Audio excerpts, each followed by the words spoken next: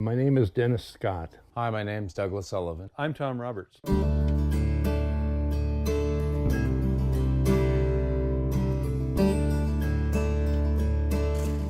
going to have to find a place where you have a little bit of local knowledge about the water depths. You can do that by going and checking maybe some local wells that were drilled in the past that are no longer producing. What will you plant here?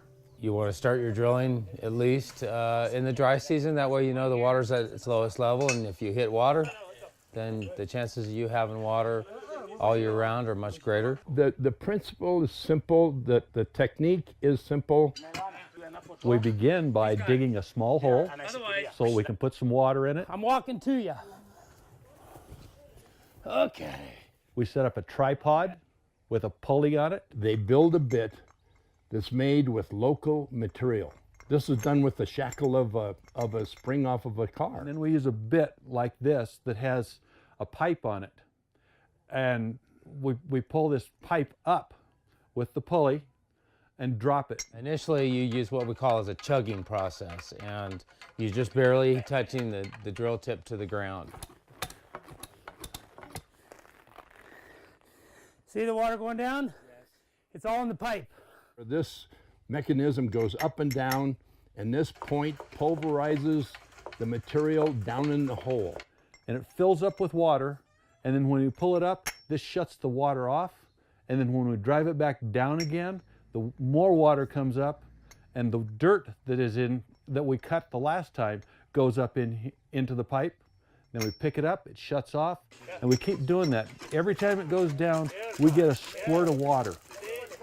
That's it right there. See there, they got it. Hey. It's wet, it's muddy.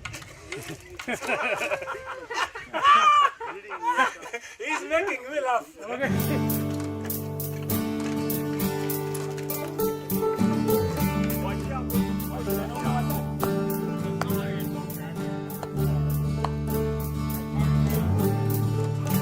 We have a small, what I call tub area that is directly adjacent to your drilling hole. And what that catch basin, that catch tub is for, is to catch the water and the soils that are being evacuated from your well hole. We add water and a material called bentonite, which is a clay type of material. And when bentonite or clay is added to water, depending on how much you put into it, it lines the well hole sides and keeps the well from collapsing in on itself, because as you're drilling, the hole gets bigger and bigger and bigger as you go down.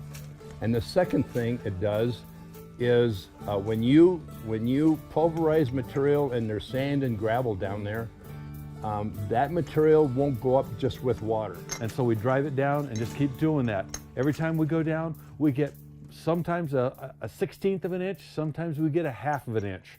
So we just keep driving it down, and it keeps going down deeper and deeper and deeper. Be in the water. Another 2 meters. You just beat the heck out of the bottom of that hole. That's what you're doing. You just beat the heck out of it, and each time you do, a slug material comes up into this pipe, and you discharge it.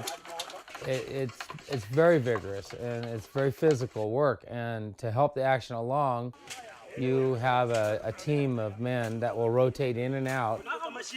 When we get to the end of our pipe, we add another piece of pipe on and keep going down. We can make 10 feet in 4 or 5 hours.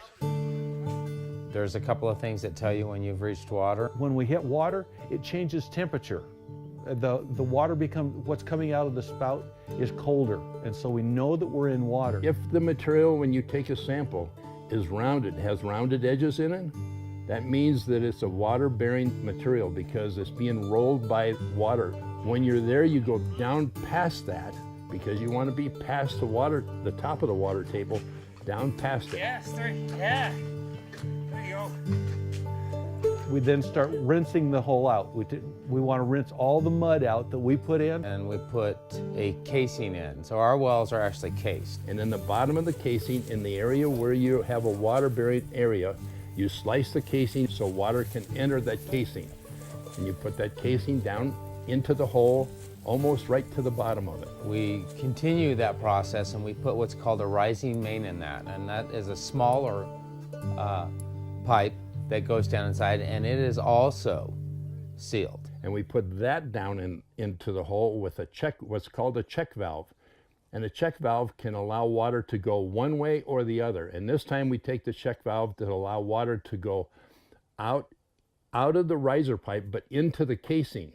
And the reason we're doing that is because now we push water down the riser pipe into the casing, and it goes out of the casing and into the area between the casing and the hole, and that pushes all that dirty water. I'm going to call it dirty water. It's the water that's got the bentonite and the clay in it up out of the hole, up out of that hole and into the ground. Okay, so we're trying to flush that water out of the hole. At that point, we hand make a pump. It's just all it is a marble and a piece of leather and some plastic pipe. And when that's done, then what you do is you put pea gravel around the casing, and you can seal that whole well up and cap it, and these people have clear water. If people could come here and see these folks, these wonderful people here, and see how big of a deal having water on a daily basis, where they don't have to walk, where they don't have to recycle dirty water to use for this or that all day long. It's their whole day here, literally, at the beginning of the day and in the end of the day and in the middle of the day, is totally and completely centered around getting water. I have so much and these people have so little. All I have to do is turn a tap on and I have water. And these people have to walk for so far to get water, to get any water. When you see pictures of them going to contaminated water sources, whether it's streams or whether it's ponds, and dipping into contaminated water sources to get their water, and know that children die every year because of malaria, it strikes a chord. And so here I am.